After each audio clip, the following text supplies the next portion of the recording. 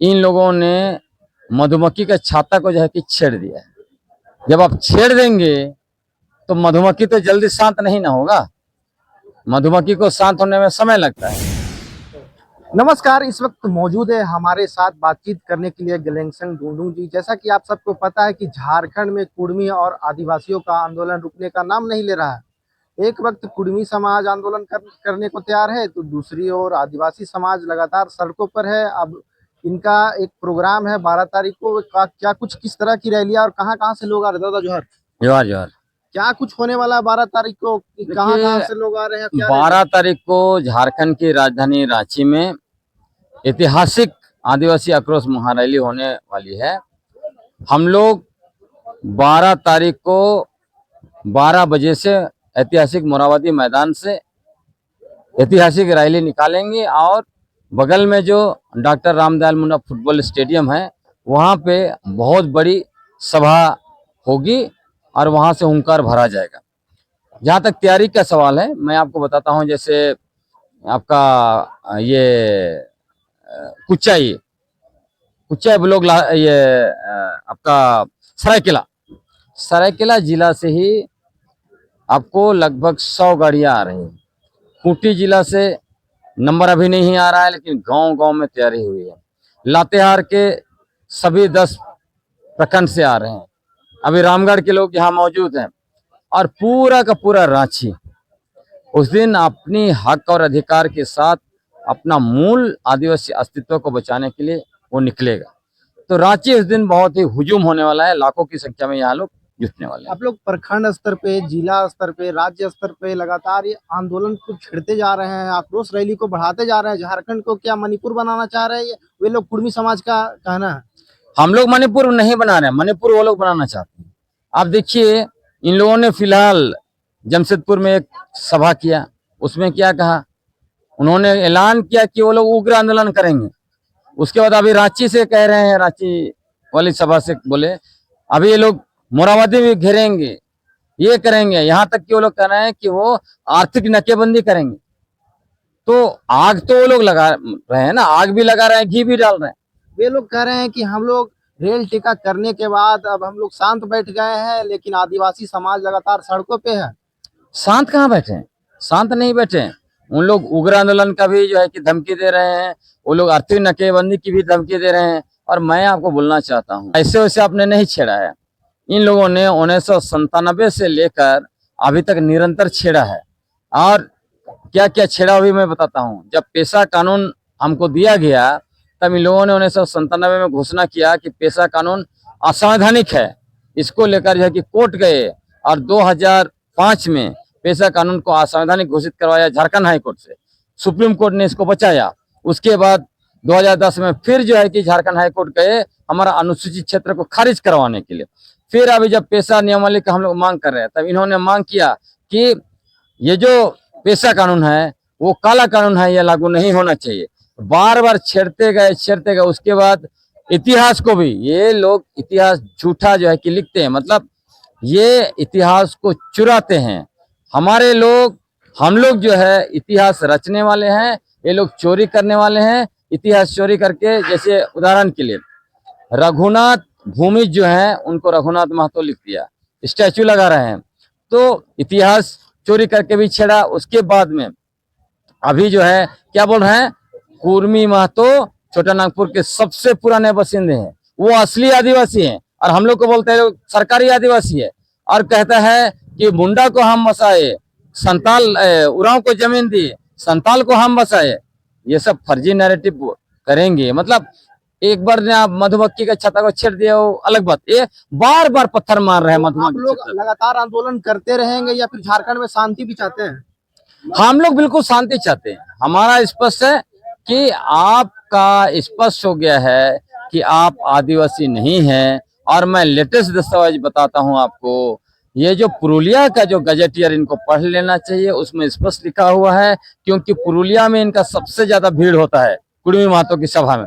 तो पुरुलिया का गजेटियर में लिख दिया गया है कि ये लोग कुर्मी ही हैं, लेकिन खेती में अपने आप को कंसंट्रेट कर लेने के बाद इन्होंने मूल कुर्मी जाति से अलग कर लिया और अपने आप को कुर्मी महतो घोषित किया है। तो सब कुछ तो साबित हो गया। उसके अलावा यहाँ मनीष रंजन जी का जो झारखंड में कंपटीशन वाला बुक है वो पढ़ लीजिए, उसमें भी लिखा है उन्होंने कि रघु जी जो है, रघु जी का सेना ने बिहार और छोटानागपुर में जो है कि इसको कब्जा किया और शोषण किया, और उसी समय में कुर्मी महतो यहाँ पे उसी सेना का हिस्सा में थे और वही आए। और उसमें वो भी लिखता है आपका 1872 का सेंसस में देखिए कि भूमिज गांव को इन लोगों ने कब्जा किया। उसी तरह 1910 का गजेटियर में सिंहभूम में लिखता है कि लोग ये जो हो लोग का जो है कि हाथू मुंडा तक को लोगों ने कब्जा किया है। तो मुंडाओं के इलाके में उसकी तरह ये जाइए चोका हाथू जो ये जो आपका बुंडू के पास जो है चोका हाथू लगभग 8 एकड़ जो है जमीन पर इतना बड़ा सिसंदरी है, सैकड़ों सिसंदरी है।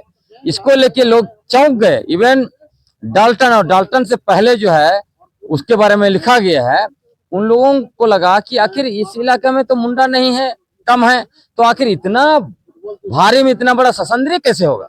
मुंडा लोग तो है खुटी इलाका में कंसंट्रेट है, रांची में वो लोग कंसंट्रेटेड थे, तो यहाँ कैसे है। तब वहां उन्होंने वहां पे लिखा है कि ऐसा प्रतीत होता है कि ये जो कुर्मी महतो जो लोग आए हैं वो लोग इधर से मुंडाओं का इलाका को कब्जा कर लिया है और इधर से उनको जो है कि हटाया उधर से।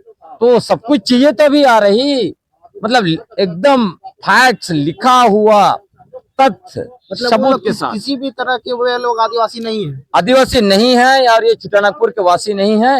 ये लोग मूल रूप से महाराष्ट्र के वासी हैं, महाराष्ट्र से आए थे। एक तो मुगल लोग वहां से मारपीट किया, भगाया, तब आए, संतालों के यहाँ शरण लिया, एक रूट लिया। दूसरा रघु जी के सेना में ये लोग इधर आए थे, जब उन्होंने इधर मुर्शिदाबाद में चढ़ाई किया और इधर कब्जा किया, उस समय ये लोग इधर फैल गए। उसके बाद कमाने खाने के लिए ये लोग संताल परगना में, कोल्हान में इधर जो है कि फैलते गए। इधर आप देखेंगे पश्चिम तरफ इधर नहीं मिलेगा, 2-4 फैमिली मिलेगा, लेकिन धीरे धीरे वो बढ़ते जाएंगे और जहां बैठ जाते हैं बोलते हैं ये हमारा है। हमारा लोग जो है कि गांव बसाए, आज कहते हैं हमने हजारों गांव बसाया, और हम लोग खोज रहे हैं तो पता चला वो तो भूमिज लोग गांव बसाए थे, मुंडा लोग बसाए थे, उधर जो है कि हो लोग बसाए थे, संता लोग बसाए थे, उन सब गाँव के लोगों ने कब्जा किया है। तो हकीकत सामने आ रहा है। इसीलिए मैंने कहा ये लोग हर तरह से हम लोगों को छेड़ा है, तो जो छेड़ेगा उसको तो हम लोग नहीं छोड़ेंगे। तो यही जो चल रहा है। ये आक्रोश मार्च कब तक चलते रहेगा? ये अभी चलते रहेगा जब तक आदिवासी अपना आक्रोश प्रकट नहीं कर पाएगा पूर्ण रूप से, तब तक चलते रहेगा। लेकिन इसी के बीच अगर और भी छेड़ेंगे तो आक्रोश कुछ और भी हो जाएगा। हो सकता है हम लोग झारखंड शट डाउन कर दे, कुछ भी होगा, लेकिन ये गारंटी है कि हम लोग इसको मणिपुर बनने नहीं देंगे, हिंसा में इसको डालने नहीं देंगे। इनका जो सपना है कि मणिपुर जैसा यहाँ पे हिंसा करो और सत्ता पर कब्जा करो, ये सपना हम पूरा होने नहीं देंगे। आपको क्या लगता है कि कुर्मी समाज किसी के संरक्षण में ये सब कर रही है? अब बिल्कुल आप स्पष्ट दिख रहा है कि जिन लोगों ने मणिपुर को हिंसा की आग में झोंका, जो लोग मेथी के पीछे थे, जो ताकत थी, वही ताकत कुर्मियों के पीछे है, कुर्मी महतो के पीछे है, वो बहुत स्पष्ट हो गया है। तो वही लोग, जो लोग 2024 में झारखंड की सत्ता को कब्जा नहीं कर पाए, वो लोग उनके पीछे हैं और इसी को कुर्मी और आदिवासी के द्वारा इसको जो कि मणिपुर बनाकर सत्ता को कब्जा करना चाहते हैं। और उनके पीछे एक तो बड़ी ताकत है, उसके पीछे और भी बड़ी ताकत है, जो क्या करता है, पहले सत्ता को कब्जा करवाता है, उसके बाद पीछे से आता है और जंगलों की ओर मुड़ता है। वहां जितना भी खनिज संपदा है, चाहे तो कोयला है, बॉक्साइट है, यूरेनियम है, आयरन ओर है, ये सारे चीज को निकाल के लेके बेच खाता है। तो यही खेल है। मतलब ये जो पूंजीपति, इनका जो गठबंधन, ये बड़ी ताकत जो धर्म के नाम से नफरत फैलाता है, इनका गठजोड़ ही ये सारा खेल को करा रहा है। कुर्मी समाज के समर्थन में कुर्मी नेता आ जाते हैं, लेकिन आदिवासी समाज के समर्थन में अभी तक कोई नेता नहीं आए हैं। क्या वे भी तो समाज के बेटा हैं? देखिए, कुर्मी समाज के समर्थन में वो नहीं आ रहे हैं, ये पूरा लीड रोल में वही लोग हैं। तो आपको क्या लगता है कि जो लीड रोल में वही लोग सब करवा रहे हैं? बिल्कुल, इसमें दो लोगों की लड़ाई है मूलतः। आजसू के सुप्रीमो सुदेश कुमार महतो और जेएलकेएम के सुप्रीमो जयराम महतो, मतलब ये दोनों जो है उप मुख्यमंत्री के कुर्सी की रेस में रहते हैं। किसको मिलेगा? इनको लग रहा है कि अब इनका हो सकता है कि अस्तित्व खत्म होगा, क्योंकि 2024 में एक का सूर्य सोते होते बचा और दूसरा का सूर्योदय बहुत मुश्किल से हुआ, वो बादल सामने आ गया। इनको लगा, उनका जो सपना था कि झारखंडी पार्टी और झारखंडी नेता बनने का, वो सपना टूट गया। तो आप किसी तरह का उप मुख्यमंत्री का कुर्सी तक पहुंचने के लिए इनको लगा सिर्फ कुर्मी महतो की राजनीति करो, 20 से 25 सीट में कंसंट्रेट करो, उसमें से लगभग 5 से 10 के अंदर का सीट लाओ और उप मुख्यमंत्री का कुर्सी में बैठो। यही ये लोग कर रहे हैं, क्योंकि इनको पता है मुख्यमंत्री तो बन नहीं पाएंगे, और इनको दर्द इस बात का है कि छत्तीसगढ़ का आदमी यहाँ के मुख्यमंत्री बन जाता है, लेकिन ये लोग नहीं बन पा रहे हैं। तो उसी दर्द की वजह से ये लोग असल में मुखिया से लेकर मुख्यमंत्री के पदों को कब्जा करना चाहते हैं। उसी की कब्जे की लड़ाई में जो है कुर्मी महतो जाति और आदिवासी समुदाय के लोगों को नफरत के आग में लोग झोंका है, जिसके लिए कुर्मी महतो जाति भी इनको माफ नहीं करेगा और आदिवासी लोग भी माफ नहीं करेंगे। कुर्मी समाज आरोप लगा रहा है कि आदिवासी समाज में एकता नहीं है, अलग अलग ये लोग धरना प्रदर्शन रैली करते हैं। ये सब बकवास आरोप है। आदिवासी ना कटा था, ना छटा था, ना बटा था। आदिवासी अपना हक और अधिकार के लिए, अपनी पहचान, अस्मिता और अस्तित्व के लड़ाई के लिए हमेशा एकजुट रहा है।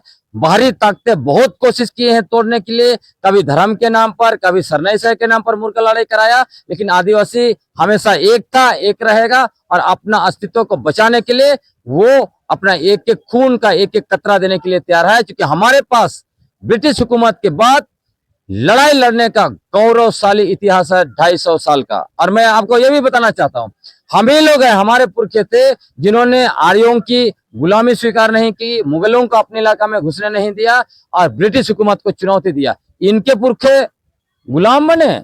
आर्यों का आज तो ये ग्रुप में ही है, ये मुगल लोगों का और जो है कि ब्रिटिश का भी जो है कि गुलामी स्वीकार किया। कुर्मी समाज को क्या कुछ कहना चाहेंगे? मैं बस इतना कहना चाहूंगा, आपने अपनी राजनीतिक हितों को साधने के लिए कुर्मी महतो जाति और जो है कि आदिवासी समुदायों को जो है कि नफरत की आग में आपने झोंका है। अब झारखंड के सभी लोगों से माफी मांगिए और अपना जो है कि जो भी आंदोलन है उसको वापस लीजिए और आप ओबीसी में रहिए, एंजॉय कीजिए, हम लोग भी आपको समर्थन करेंगे। 12 तारीख को जो रैली कर रहे हैं उसमें आपका आदिवासी समाज को क्या कुछ संदेश रहेगा? हम सारे आदिवासियों को कहना चाहेंगे, चाहे वो रांची में हो या झारखंड के अलग अलग जिले में है, 32 समुदाय से आते हैं या जितने भी एक्टिविस्ट हैं, आंदोलनकारी है, बुद्धिजीवी है, सभी लोगों को मैं निवेदन करूंगा, आपस में जो भी लड़ाई भिड़ाई है हम लोग घर में पटका पटकी कर लेंगे, लेकिन अभी अस्तित्व की लड़ाई है। इसलिए सभी लोगों को 12 अक्टूबर को ऐतिहासिक मोरहाबादी मैदान में 12 बजे से जो ऐतिहासिक रैली होने वाली है उसमें आप शामिल होइए। वहां से हम लोग निकलेंगे और ये जो फुटबॉल मैदान, डॉक्टर रामदयाल मुंडा फुटबॉल मैदान में हम लोग बहुत बड़ी ऐतिहासिक सभा करेंगे, यहाँ अपना आक्रोश प्रकट करेंगे और यहाँ से हम लोग हुंकार भरेंगे। सभी लोगों का इस रैली में स्वागत है। बहुत बहुत धन्यवाद।